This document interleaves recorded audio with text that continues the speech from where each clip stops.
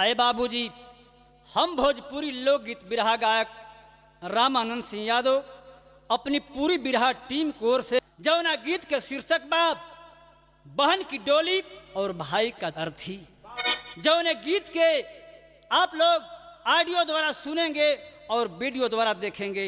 बाबूजी, हमके आशा ना बल्कि पूर्ण विश्वास बा कि ये गीत ये कहानी आप लोगन के पसंद आई। आए बाबूजी, गीत का शुरुआत बा कैसे लाल। किसी का अगर घर जलाओगे जग में तो तुम्हारा भी शोहरत जल जाएगा। खाक में मिल जाएगी सारी कमाई, कर्म कुकर्म का पोल खुल जाएगा। अब थूकेगा जमाना तेरे नाम पर, हर बन कलंकी कयामत को कर जाएगा। और मिलेगा जगह ना धरा पर तुझे, अंत 2 गज कफन भी न मिल पाएगा।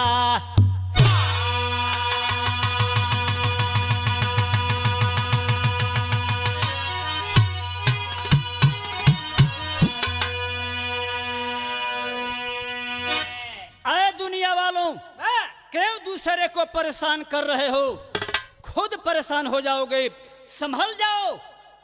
कव्वाली का टुकड़ा है मास्टर साहब। बाबा जी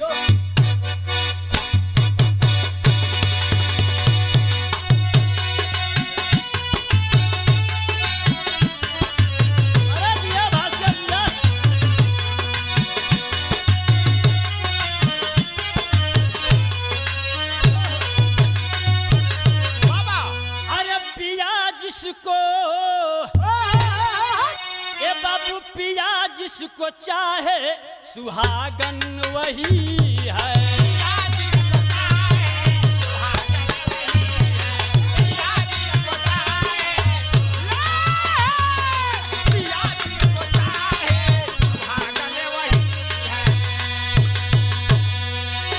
पिया जिसको चाहे सुहागन वही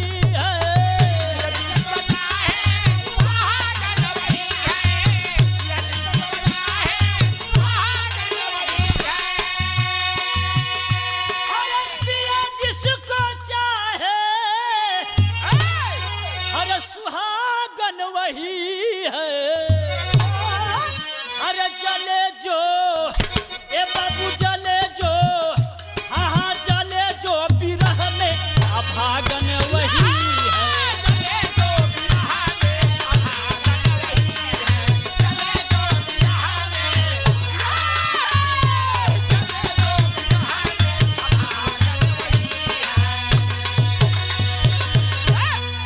लेकिन बाबूजी, कवि की लेखनी संकेत करती है क्या? अरे खुदा जिसको चाहा, ए बाबू खुदा जिसको चाहा बनाया उसी को।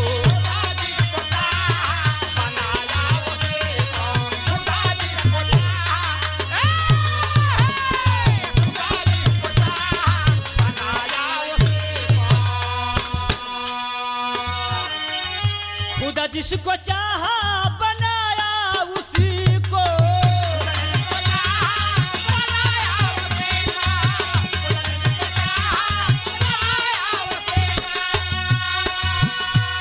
अरे खुदा जिसको चाहा हर बनाया उसी को। अरे डूबे जो, हाँ डूबे जो, ये बाबू डूबे जो कि गम में बाया उसी को। अरे डूबे जो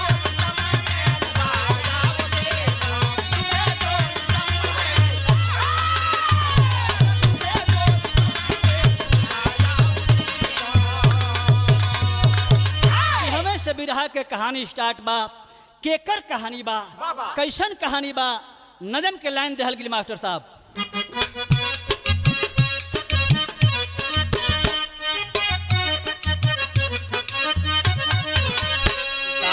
सुबह लेकिन शाम ढलने वाला है, सुमन सेठ अलीगढ़ का रहने वाला है।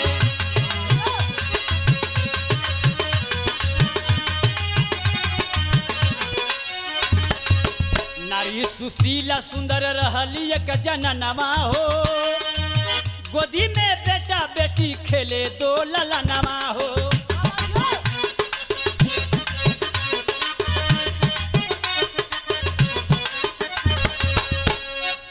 मुनि थी छोटी मुना बढ़कर होनहार हुआ,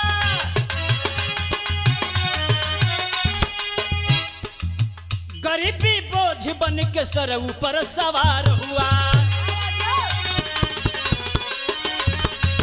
माता सुशीला डायबिटीज की बीमारी थी, होता इलाज लेकिन पैसे की लाचारी थी।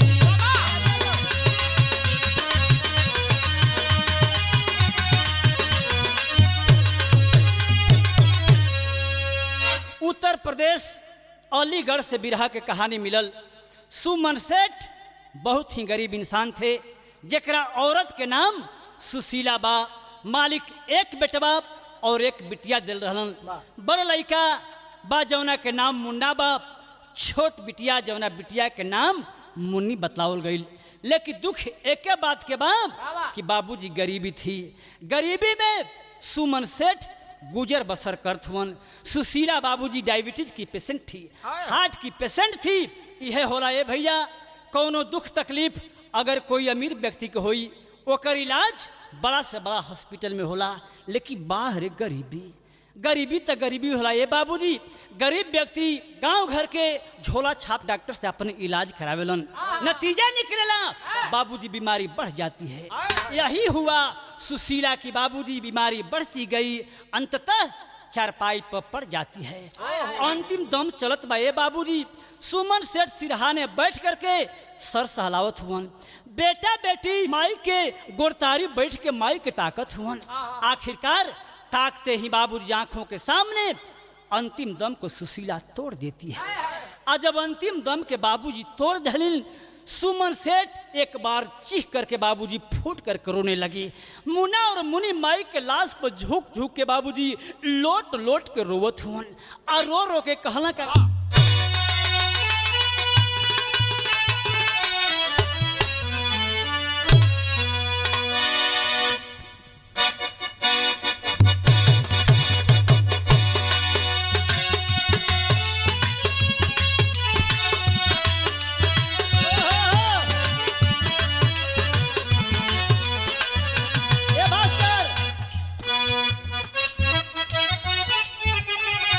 हमनी के छोड़ के माई, हमनी के छोड़ के माई गइलू कवनी ओरिया। हमनी के छोड़ के माई गइलू कवनी ओरिया। हमनी के छोड़ के माई गइलू कवनी ओरिया।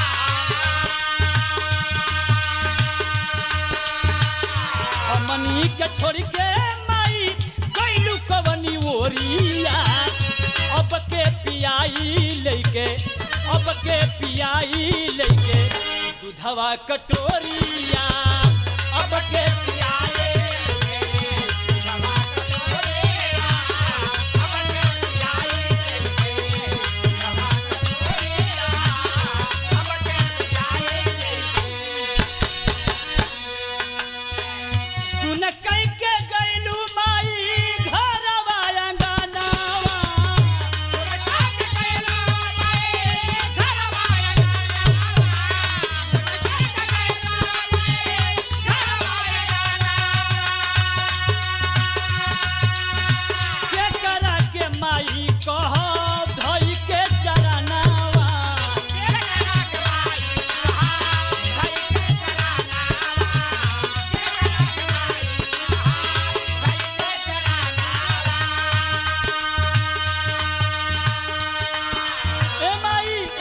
बजरा गिराई दिहलू, बजरा गिराई दिहलू कैसे नजरिया। बजरा गिराई दिहलू कैसे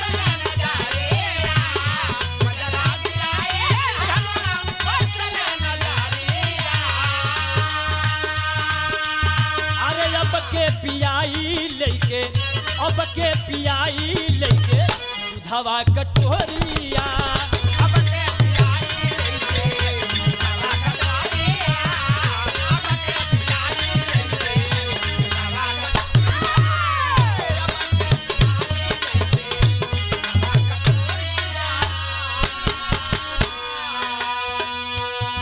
बेटा बेटी रोवत हुन बिलखत हुन। ए बाबूजी सुमन सेठ अलगे बैठ के रोवत हुन। रोवा रोहट में पूरे गांव घर के लोग इकट्ठा हो गए। सब लोग समझावे लगला कि सुमन सुमन तनी सा धीरज रख।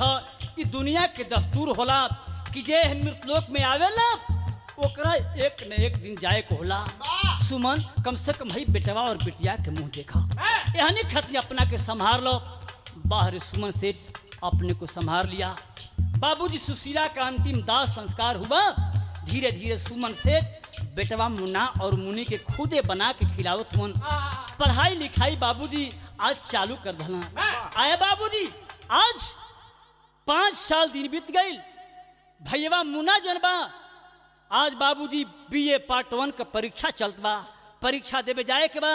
भोजन में कुछ विलम्ब होत बा। बाबूजी भोजन बनावत हुन। लड़का कहलस कि बाबूजी विलम्ब होता तनी जल्दबाजी करा। ऐसा बात जवने से मुन्नी बहनिया सुनलस हो उस समय भैया मुन्ना से एक ठे बात कहलस। का बात कहलस बाबूजी? है एक लाइन तर्ज बा तनी सबर जा बास कर।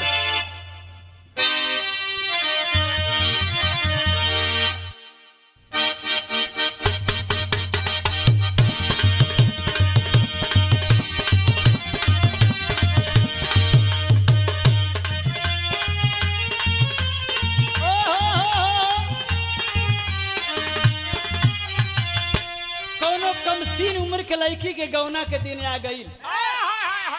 जब गौना के दिन आ गई ओकरा पता चलल कि हमर गौना के दिन आ गई बा। धनराज बाबू माई से जाके चिरौरी करती है कि माई अब बहन गौना के दिन मत धरी। का कहे मास्टर? अरे गौना के दिन जाने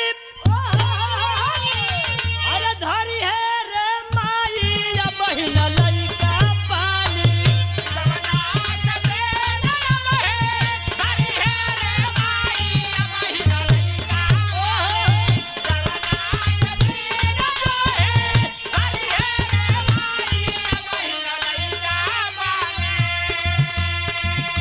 जिया पर कुछो ना बुझाई अब बहिन लइका पानी।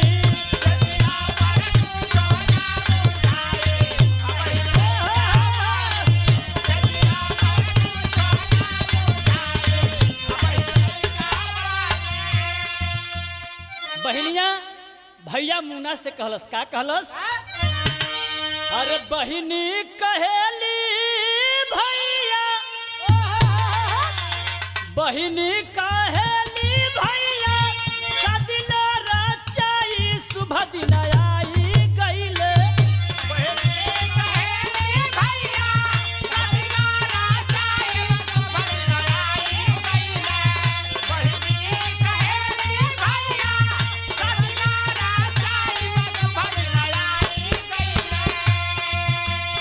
अरे घरवा में लावो भाऊ जाई शुभ दिन आई गईले।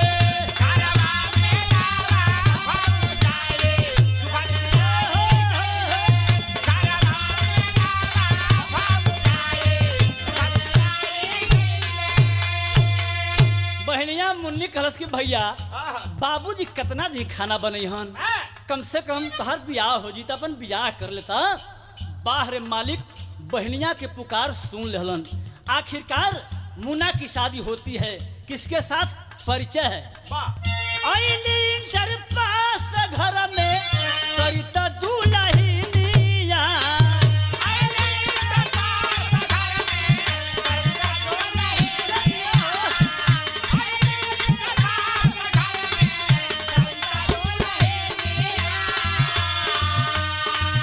जवानी के मस्ती में कटे जिंदगानिया।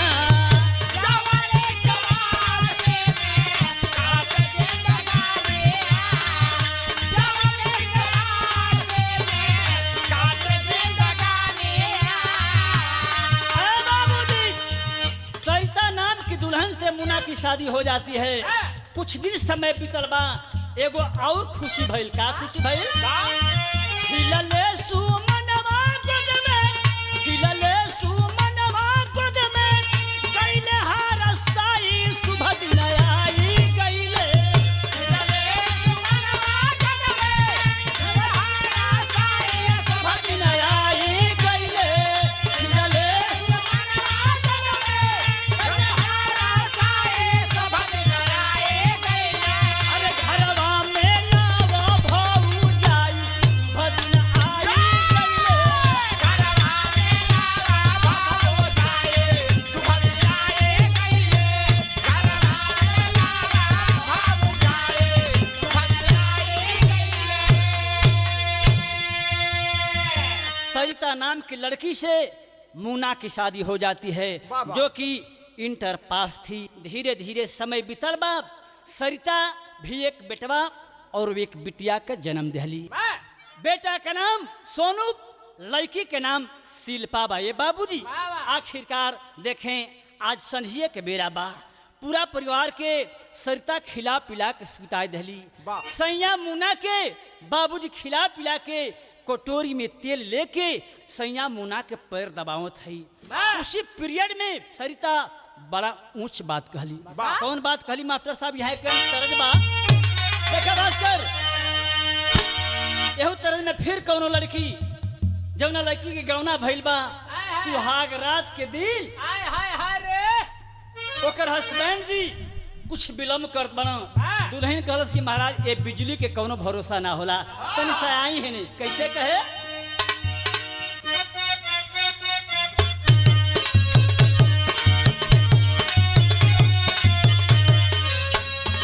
वह बात कहे, अरे सोचा ये राजा जी सुहाग वाली रतिया, सोचा ये राजा जी सुहाग वाली रतिया, सोचा ये राजा जी सुहाग वाली रतिया। अरे कट जाई बिजली बिगड़ जाई बतिया।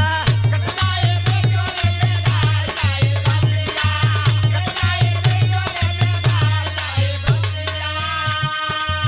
का करब तू अन्हरिया में ये राजा, का करब तू अन्हरिया में लालटेन, लालटेन जरा के धरम रहनी तोहके पंजरिया। लालटेन जरा के भारम रानी तोहके पंजरिया, ललटेन जरा के भारम रानी तोहके पंजरिया, जरा के भारम रानी तोहके पंजरिया।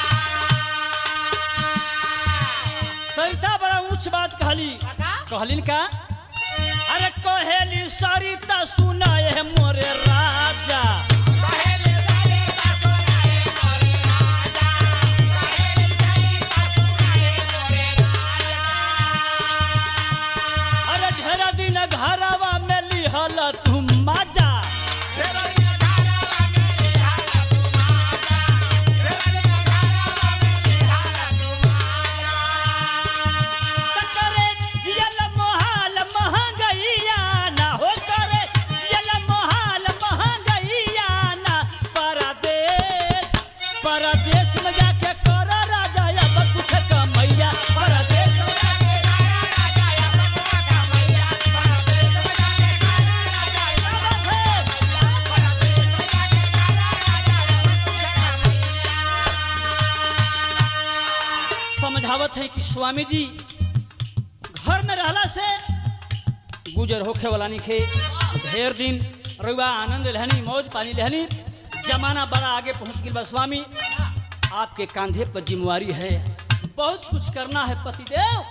जरा सोचिए, बेटा बेटी लोच बाड़ा नाना दो कुहारे, चढ़ल महंगाई बट सब का कपारे। चढ़ल महंगाई बाटे सब का कपारे, चढ़ल महंगाई बाटे सब का कपारे।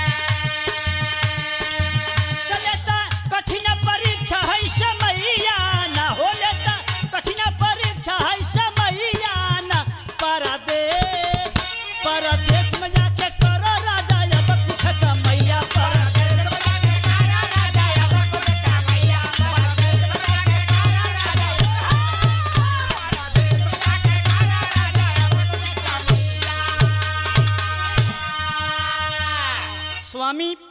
महंगाई सबका के दबेरले बा, हई छोट बेटा बेटी हमन पढ़ावे लिखावे के बा। आपकी बहन भी धीरे धीरे सयानी हो चुकी है। पतिदेव कहीं कमाइए। बाहर मुन्ना सेठ जवन दुल्हन अकवारी में भर के ऐशो आराम के साथ जिंदगी बितावे वाली आज ऐसा बात कह दली।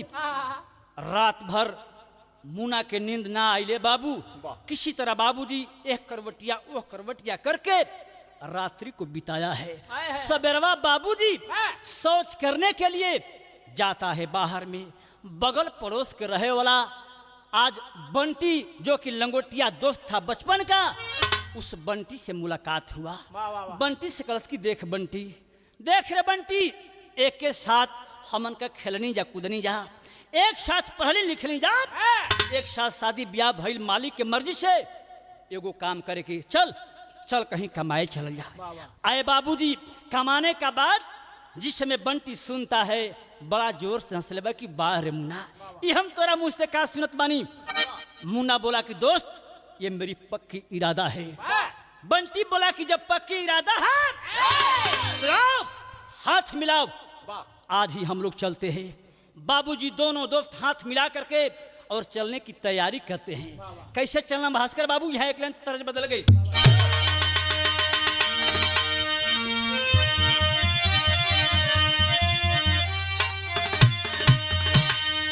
अरे पिया परदेश गईले तार लागो टोपिया में,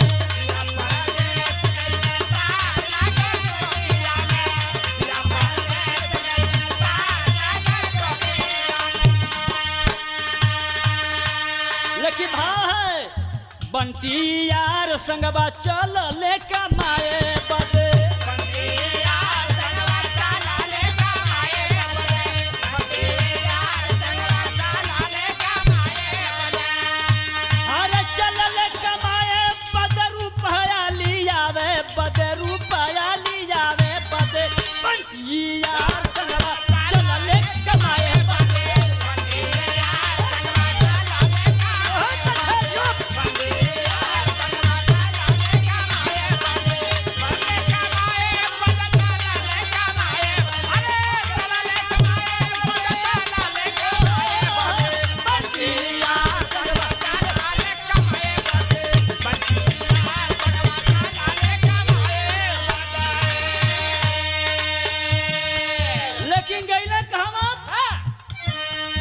राज्य हरियाणा अंदर मानसी के काम में,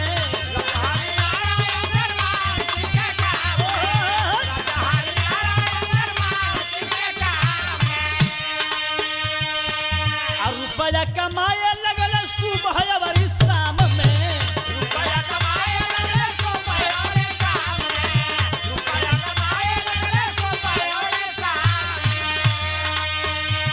और सरिता दुल्हिया के गहना गढ़ावे बदे चुनरी लियावे बदे बंटिया संगवा चलल कमाए बदे, बंटिया संगवा चलल कमाए बदे, बंटिया संगवा चलल कमाए बदे।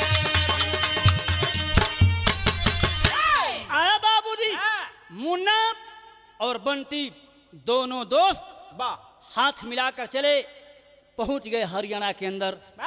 बाहर मालिक आज हरियाणा के अंदर कंपनी मालिक मान सिंह की सीमेंट की फैक्ट्री में दोनों की नियुक्ति हो गई। दोनों दोस्त बाबूजी आज काम करते हुए धीरे धीरे 2 महीना समय बीतल बा। हम बताइला ये बाबूजी जे जैसन रहेला ओकर आचरण और चरित्र ओकरा साथ जाला। आखिरकार मुन्ना बहुत ही नेक और ईमानदार लड़का था। अपनी ईमानदारी के बदौलत कंपनी मालिक मान सिंह का दिल को जीत लेता है। कंपनी मालिक मान सिंह खुश होकर के और मुन्ना को अपनी कंपनी का फोरमैन बना दिए। एकाएक जो बाबू 10,000 पेमेंट था एकाएक 25,000 हुआ।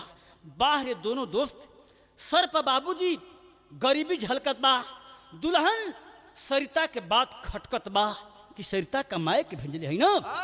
दिन और रात एक करके हम कमी नहीं करेंगे। कमाने के लिए जब आए हैं हम ओवर ओटी करेंगे लेकिन रुपया कमाएंगे। आए बाबूजी 2 साल दिन बीत गए।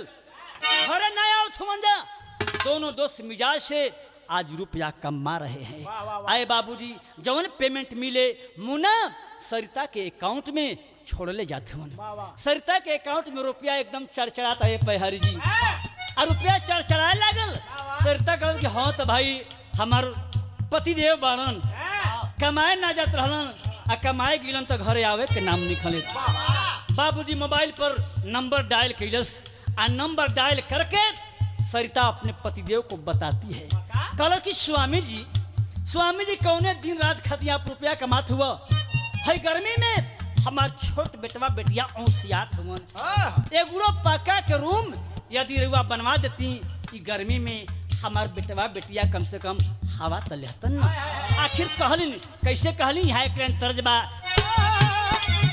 अरे निमिया के डलिया के डोलिया बनल वो पनीम के पतैया वो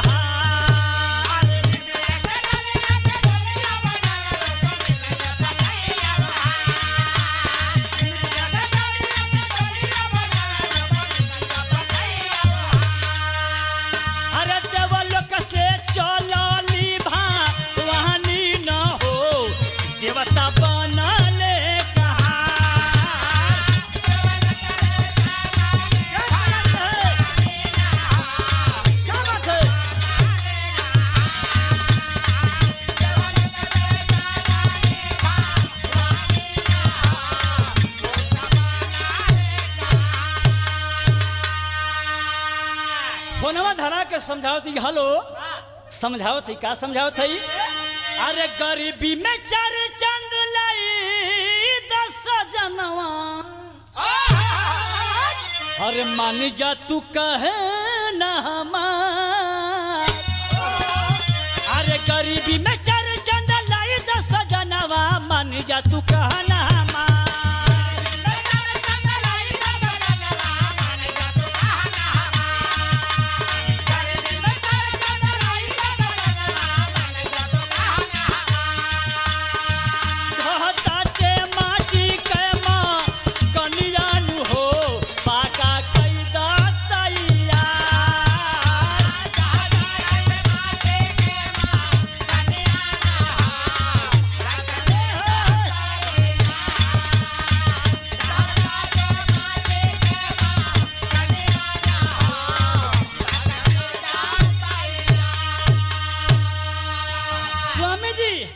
जवन कांचा के पुरनका महल बा इहो ढह ढह गिरत बा। एगो काम करी, फोन पर बोले कि प्यारी पत्नी चिंता मत करो हम आ रहे हैं। छुट्टी लेके अइलन आ कैलन का? अरे सरिता के फोन सुन के मुन से चलले, छुट्टी लेके आई गइले घर हो। सरिता के फोन सुन के मुन से चलले, छुट्टी लेके आई गइले घर हो। एक कीता पाका के माँ कान बनवले, सेंटेक्स छत के ऊपर हो। एक कीता पाका के माँ कान बनवले, सेंटेक्स छत के ऊपर हो। एक कीता पाका के माँ कान बनवले,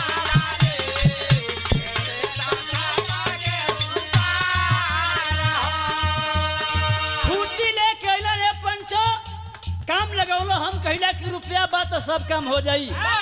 2 महीना के अंदर फर्स्ट क्लास के एक ठे पक्का के महल बनवा दिलन। लाइट बिजली सारा अलमारी केवाड़ी लगा के फाटक लगा करके बाबूजी वायरिंग करा करके बिल्कुल टंच कर दिया। आय हाय ऊपर छत के ऊपर सिंटेक्स पानी की व्यवस्था के लिए लगा दिए। सारा व्यवस्था भइला के बाद अकेला बाबू और बहन कुछ रुपया बचल बा। प्यारी पत्नी सरिता से कहना कि का हो सरिता, अब बहन कुछ रुपया बचल बा, ई रुपया कौना जगह पर खर्चा कइला? कूलर और पंखा लगा दा। सरिता प्यारी जनबारी ननद मुनि को और इशारा के लिए कि स्वामी जी हई रुआ अपना बहन के हई रुआ अपना बहन के नहीं देखत का? सोच गया आज बाबूजी दोस्त के साथ तैयारी की बहनिया के शादी खातिर गइला कहवा? अरे बहनी के शादिया के करे अगुवाई घूमी घूमी गौवा जावा। अरे बहिनी के शादिया के करे अगुवाई घूम घूम गौवा जावा। बहिनी के शादिया के करे अगुवाई घूम घूम गौवा जावा। भताटे माटी के माँ कनिया न हो पाका कैसा सैया। दादा दे माते के माँ कनिया ना हो पाका या पठे दादा दे माते के माँ कनिया ना हो पाका कैसा सैया। तू सहारा बन गई नारी सरिता। अरे सहारा बन गई नारी ओ सहारा बन गई नारी सरिता। त घर में मची दीवानी खिलल गुलहा जारा।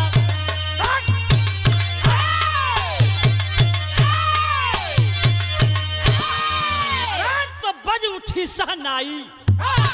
अरे तो बज उठी सहनाई घर में शादी का सौगात। अरे मोबाइल पर बारी बारी सबके संग मुलाकात हुआ।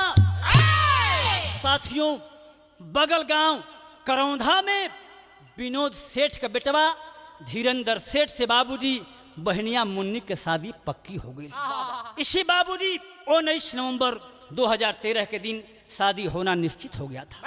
आया बाबूजी पुनः मुन्ना सेठ जो है बुढ़ऊ बाबूजी से कहना कि बाबूजी अब हिन देखई दशहरा बा, अब हिन 2-2.5 महीना समय बा, हमरा के जाए द। हम जाए तो कुछ रुपया पैसा कमा ले एक बाद हम शादी में चले आई। बाबूजी चले जाते हैं पुनः हरियाणा में। हरियाणा में जब गई ना 1 महीना दिन और बीत गई। 1 महीना दिन जब बाबूजी बीतल बा आखिरकार मुन्ना फोन घरे कैलन। अब फोन करके बताओ कि बाबूजी 5 दिन शादी से पहले 5 दिन शादी से पहले मैं घर पर आ जाऊंगा। अरे तो तकिया सोफा रजाई सब कुछ यहीं से लाऊंगा। बाबूजी रउआ कोनो प्रकार के चिंता कैला के जरूरत नहीं है। आप टेंट समियाना घर का जो भी व्यवस्था है उसको आप कर दीजिए। रही बात बहन की दहेज की, दहेज का पूरा सामग्री लेके हम आए। बाबूजी मुन्ना सेठ जितना दोस्त मित्र हवन सबका से फोने पर सूचना करतन कि भैया हमारा बहनिया के शादी 19 नवंबर के बा। 19 नवंबर के आप लोगों ने यह सब दोस्त मित्र बताओ थे हाँ रे मुन्ना हमनी के तो जरूर आवल जाई, लेकिन तू कब अबे भैया का करबा, मजबूरी बा, कमाइल बड़ा जरूरी बा, बहुत पैसा के जरूरत बा शादी में। हम आई हमारे बहिना ई तोहनो जना के बहन के शादी बा। सबका के बाबूजी समझावत हूँ। आखिरकार धीरे धीरे शादी करीब आ गई। जब बहनिया मुन्नी के पता चलल कि हमार भैया पूरा शादी के सामान दहेज वाली सारी आइटम लेकर के हरियाणा से आएंगे तो बाहरे प्यारी बहन मुन्नी धीरे से लजाते लजात बाबूजी लजाते लजात मुन्नी बहनिया भैया मुन्ना के मोबाइल पर फोन लगवलस। फोन लगा करके शर्माते शर्मात एगो बात कहलस। का बात कहलस मास्टर? तर्ज बदल गई।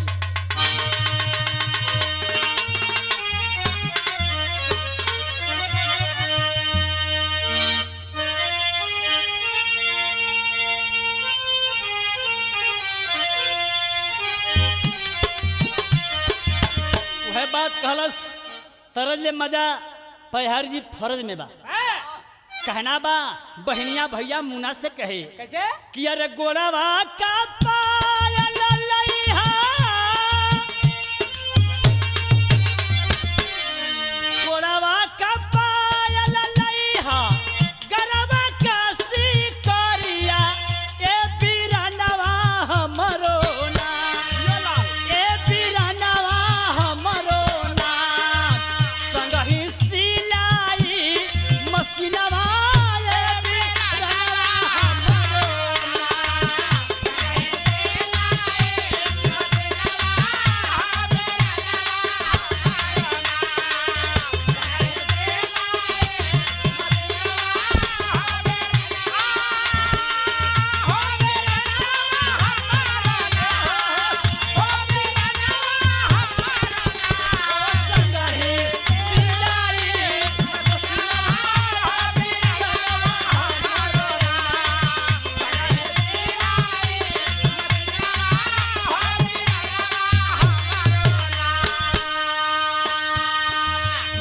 भैया से कहते कि भैया हेलो, हाँ बोलो बोलो बहन, हम सब कुछ सुन रहे हैं।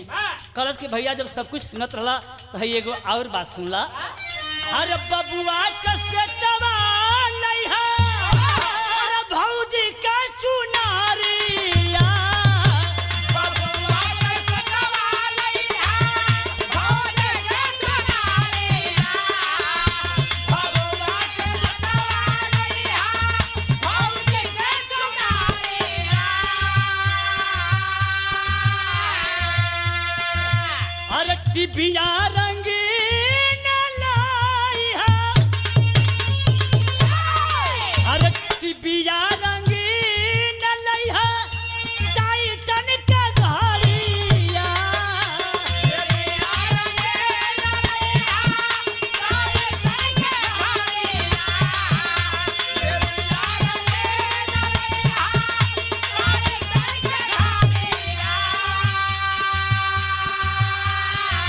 अरे नेटवाला पहिरन लइहा, नेटवाला पहिरन लइहा, रसमी चादरिया, ए बिरनवा हमरो ना, ए बिरनवा हमरो ना, त भरल यटैची पार चिनवा, ए बिरनवा हमरो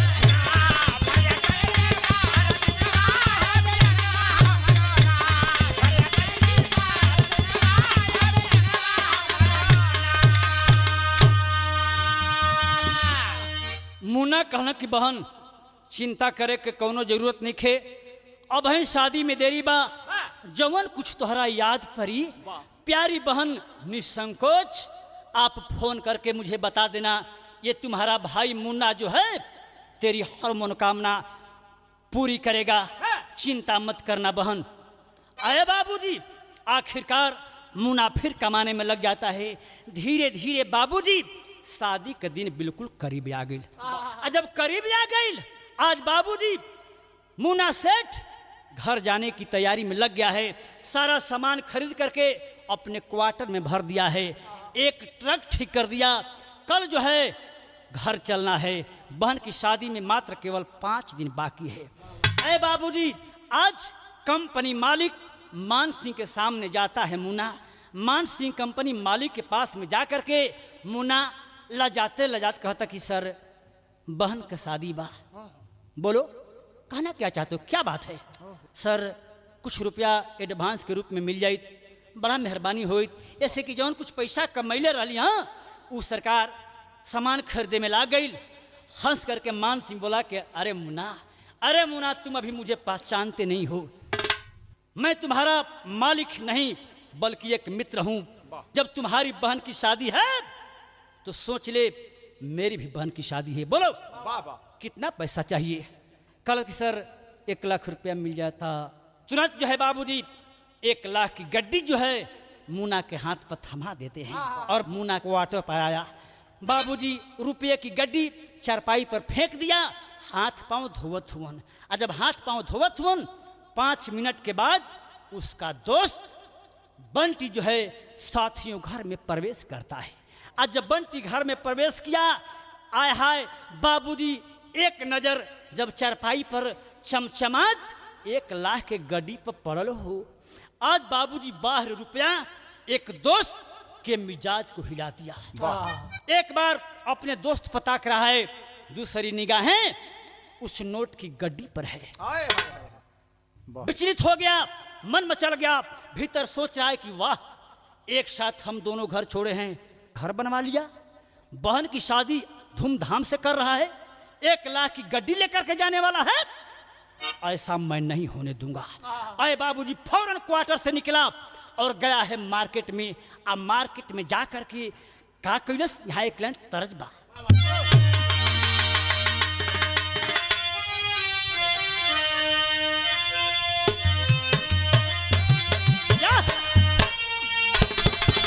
वह तरज बा कि अरे झझरा मारौआ जन छा वही हाय बाबा हो, झझरा मारौआ जन छा वही हाय बाबा हो, लागे सुरु जावा के जोता हो।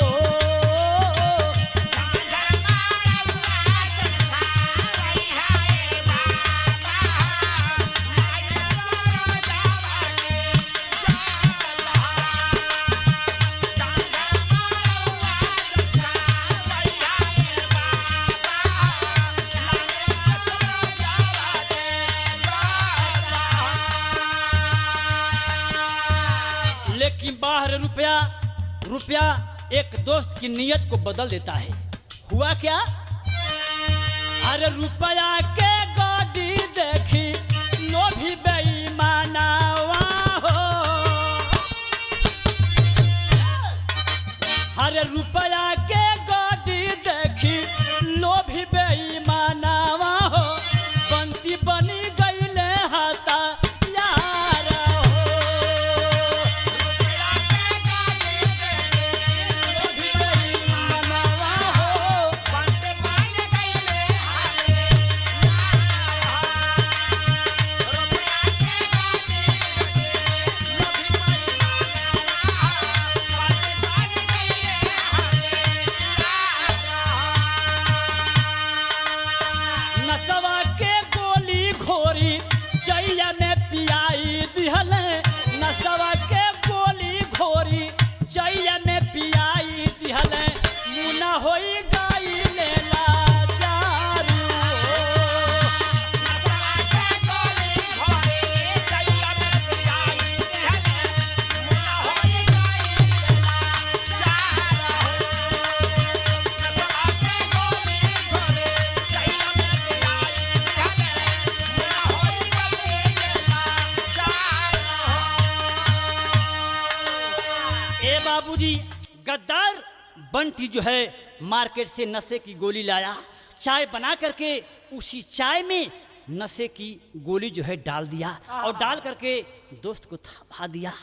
जोने से में बाबूजी वो चाय के चुस्की लेके जब पिए लगलन, पूरा चाय पी गलन। ए बाबूजी, 10 मिनट जब समय बीतल बा, नशा जब भीगे लगल शरीर में, जब बाबूजी नशा असर कैलस हो, हाथ पांव सुस्त होके लागल, लड़खड़ाने लगा। आए बाबूजी, बाह रे गद्दार बंटी सोच गया कि अब इसके अंदर नशा भीग चुका है, अब अपना काम कर लेना चाहिए। आखिर गद्दार किया क्या?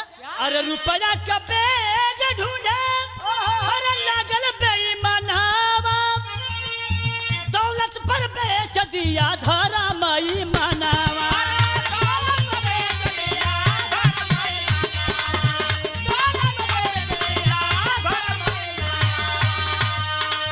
बकसा के चाबी मांगे, बकसा के चाबी मांगे, दे द खजानावा हो, हथवा में लिहाल का चार हो।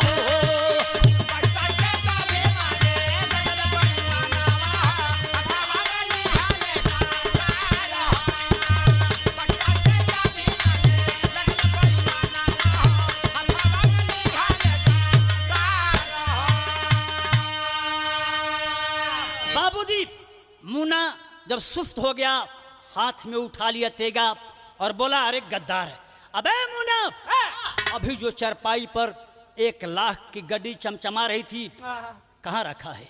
आय हाय, मुन्ना बाबूजी नशा भींगल बा, लेकिन दोस्त के बाबूजी भाव को समझ गया कि रुपये के चलते इसकी नीयत बदल चुकी है, खराब हो चुकी है। आए बाबूजी, ऐसा जब हाल देखलस हो, मुन्ना आंखों में आंसू लेकर के गिड़गिड़ा रहा है। पैर पकड़ करके बाबूजी आज अपने दोस्त बंटी से सवाल करता है। कभी की लेखनी विदेशिया के अंदर बाबूजी सवाल करती है, क्या?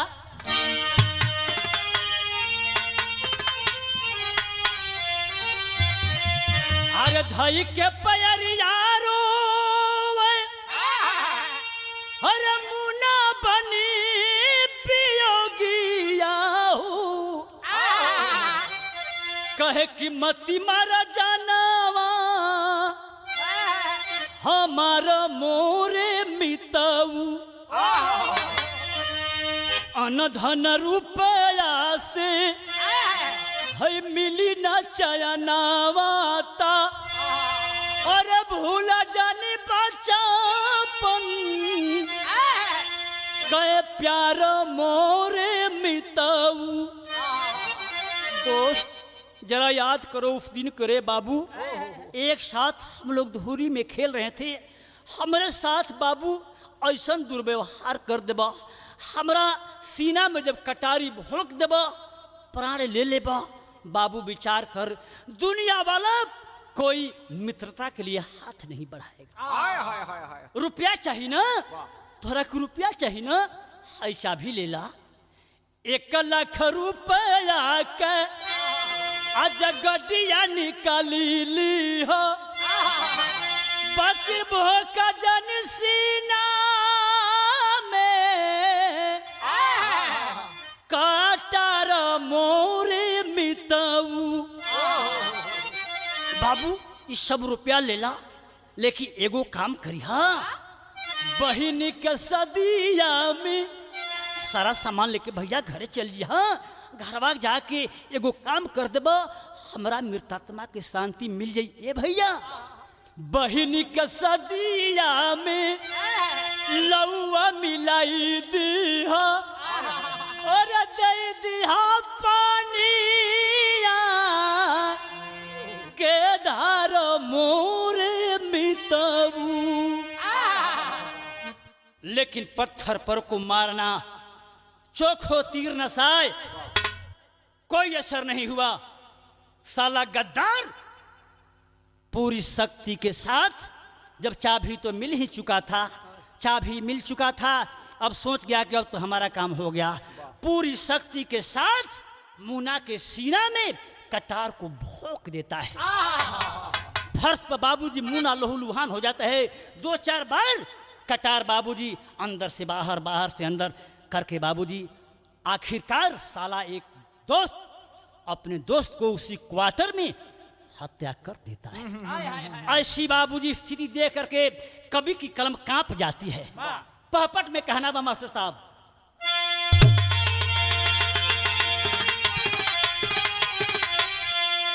ए बाबू अरे भींगल लहू में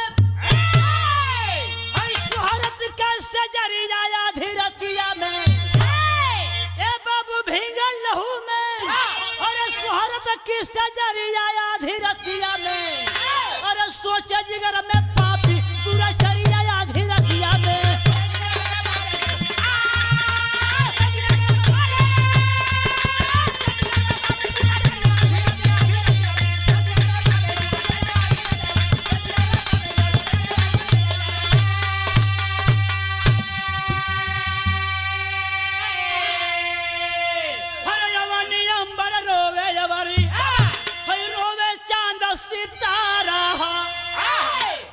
उठा कर फेंका पापी रोड के किनारा हो, अरे डीका दीक्षित बाबू डीका दीक्षित आ गई अधिकारी आधी रतिया में, अरे लाश के ऊपर पड़ गई नजरिया आधी रतिया के।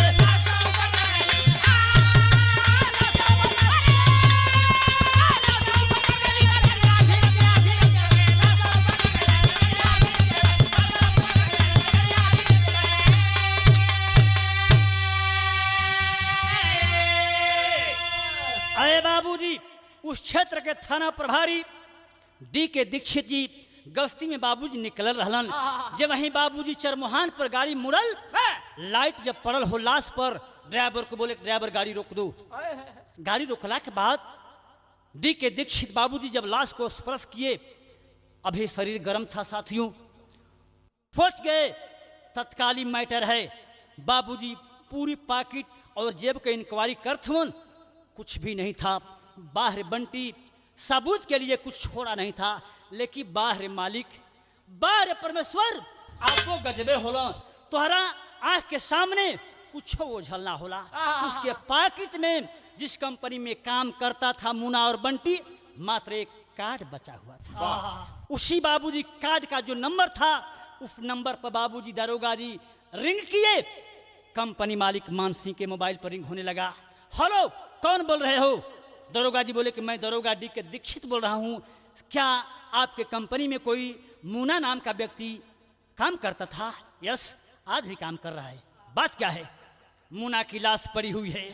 आए बाबूजी, इतनी बतिया जवने समय मान सिंह सुनलन हो, फौरन अपनी गाड़ी लेकर के बाबूजी घटना स्थल पर आए। पूछताछ जारी बा। पूछत हूँ डी के दीक्षित, बताइए इसके साथ कोई और रहता था? बताना हाँ सरकार, एक एगो भाई बंटिया रहत रहे। सुराग एजे से मिले शुरू हो गए बाबूजी। आखिरकार आज डी के दीक्षित उस लाश को पुलिस के हवाले करके फौरन बाबूजी इस घटना के पीछे पड़ जाते हैं। बाहर दुनिया के लोग ऐसी हरकत दे करके कवि की लेखनी सवाल करती है, आज के लोग कैसन बना। आल्हे के अंदर कहना है,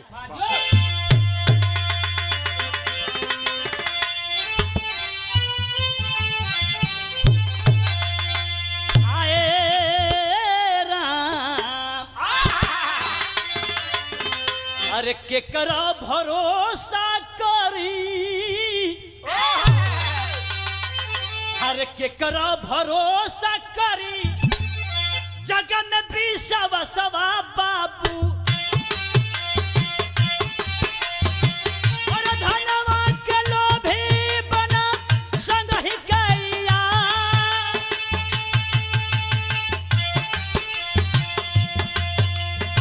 अरे थन पार भारी जब आइले डेरावा पर बाबू,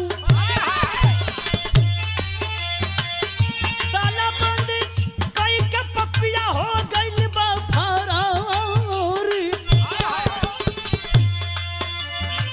अरे भागी के गइले बंटी जहाँ जाग सनवा बाबू,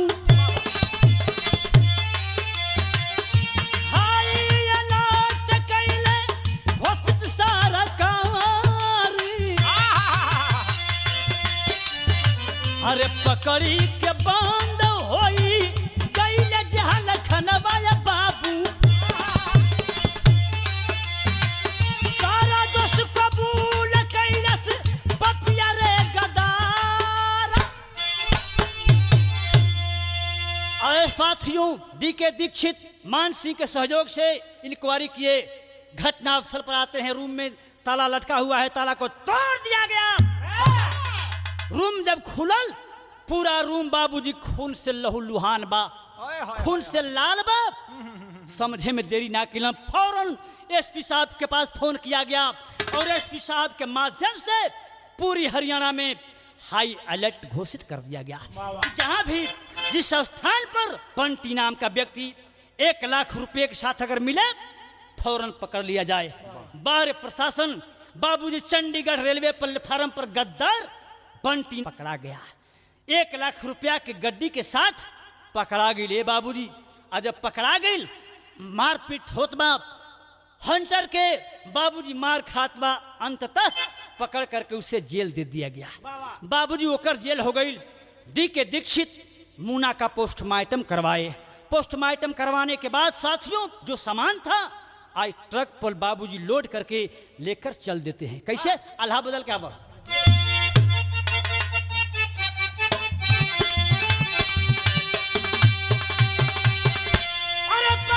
बंद हो गई जहल खाना,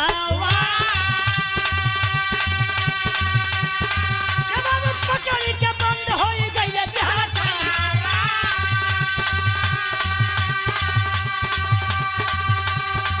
और लस्या पोस्टमार्टम करौले थानेदार,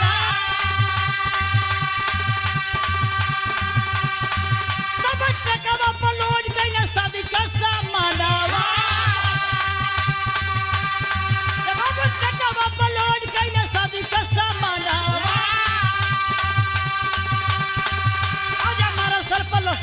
पुलिस सारा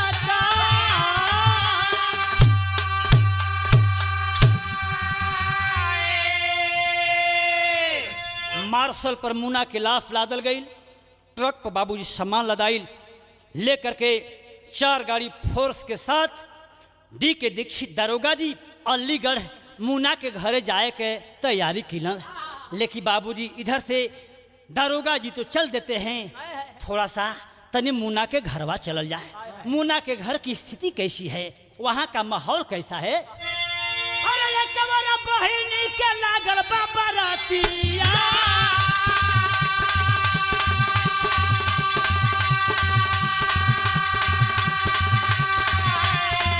तब सोचे मुनि आइले नहीं बिरन हमारा।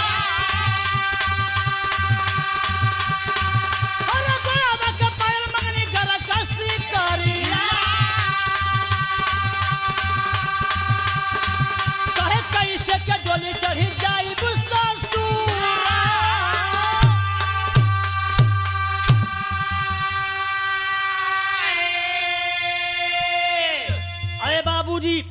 घटना को अंजाम देने में 2 दिन समय बाबूजी व्यतीत हो चुका था। आज एक दिन बा भैया, आज बहनिया मुन्नी के शादी बा। बाबूजी आज रात्रि के 8 बजत बा। साथियों बारात आकर के लग चुकी थी, बाजा बजत बा, रवाई सुअत बा, सारे नौछिटिया बाराती जन बैंड बाजा के साथ नाचत होने, कुछ लोग पानी पियत हवन, खुशी का माहौल है। लेकिन बाहर बहनिया मुन्नी के धड़कन तेज बा कि भैया के मोबाइल पर फोन निखे होत, सारा दहेज के सामान हमारा भैया के पास में बा। का भैया का ये बहन के साथ धोखा देब का भैया? आखिर हम तोरा से पायल मंगली, सिकड़ी मंगली भैया, कैसे के ससुरा जाइब हो भैया? लेकिन बाहर मालिक यह सोचा था। तब तक भइल का, अरे ये तने में आई, ए बाबू ये तने में आई, गइल बिराना के लसिया, आ गौवा के लोग मारो भेला पुका फार बाबू।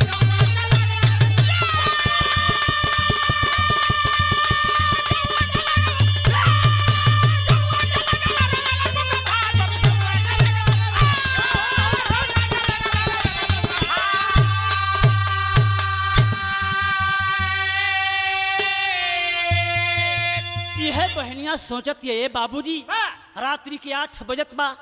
तब तक बाबूजी डी के दीक्षित साथ में कंपनी मालिक मान सिंह भी थे। आकर के बारात में बाबूजी गाड़ी लग जाती है। सारा गांव में हल्ला मच गया कि बारे मुन्ना फोरस के साथ आइल बा। सारा गांव खुश बा। लेकिन मान सिंह फौरन बाबूजी सुमन सेठ के बुलवलन कि सुमन सेठ को जरा बुलाइए। सुमन सेठ जब अलन सारा सच्चाई जब बता दलन। सुमन सेठ जौने से बेटवा के लाफ देखलन, एकाएक हार्ट अटैक हो गया, आखिरी दम तोड़ देता है। सारा लोग इस शोक के सागर में डूब गिलन। प्यारी पत्नी सरिता के ऊपर सारा बराती के जिम्मेवारी बा, बेचैन है। उनका जब पता चलल कि हमरा सैया के लाश आइल बा, काम छोड़ करके बाबूजी दौड़ती है पागल की भांति। आज स्वामी के लाश पर लोट लोट के रोवत है। बाबूजी सोनू और शिल्पा पापा के लसिया पर फूट फूट के रोवत होनी बाबूजी।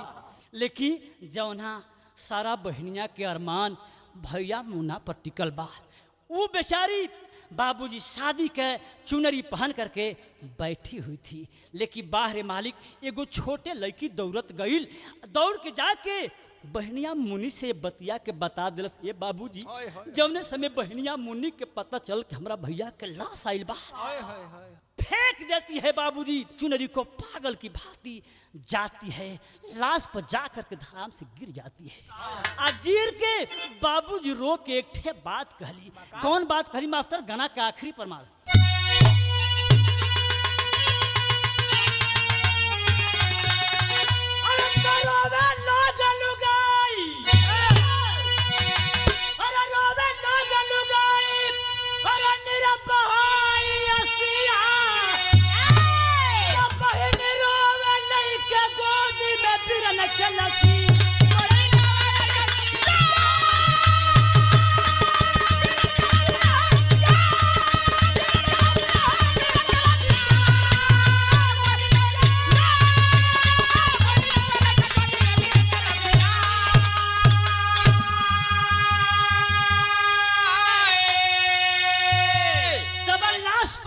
सोनू सिलपारो में पिला खाई, अरे हमन का गइला पापा तुवारा बनाई,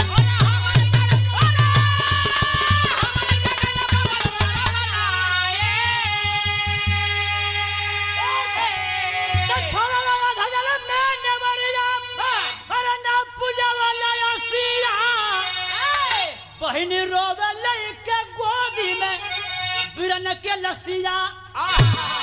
लोग रोवत हवन।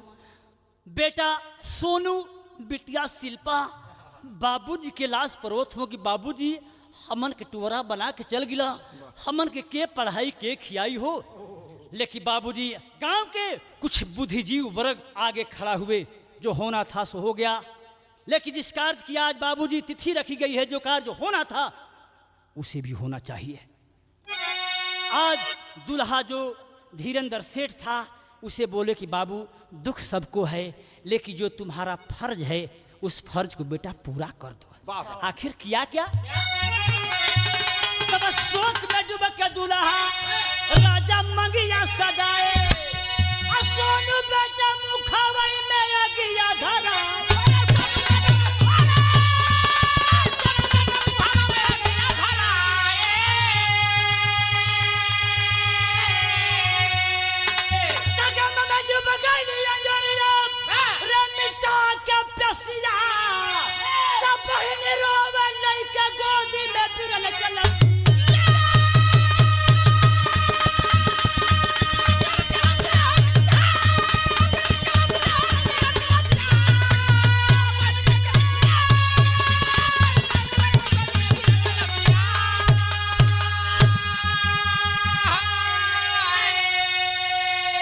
तो बाबूजी, यही है आज का हमारा समाज और यही है आज के लोग।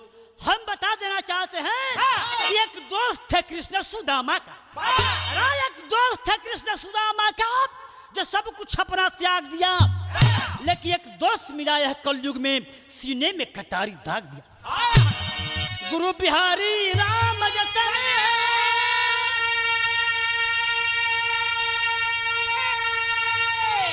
गुरु मुसई जी प्रवीण, अरे मारा कंडे कभी हीरा लाल जी, अरे दुख में है गमगीन हुआ।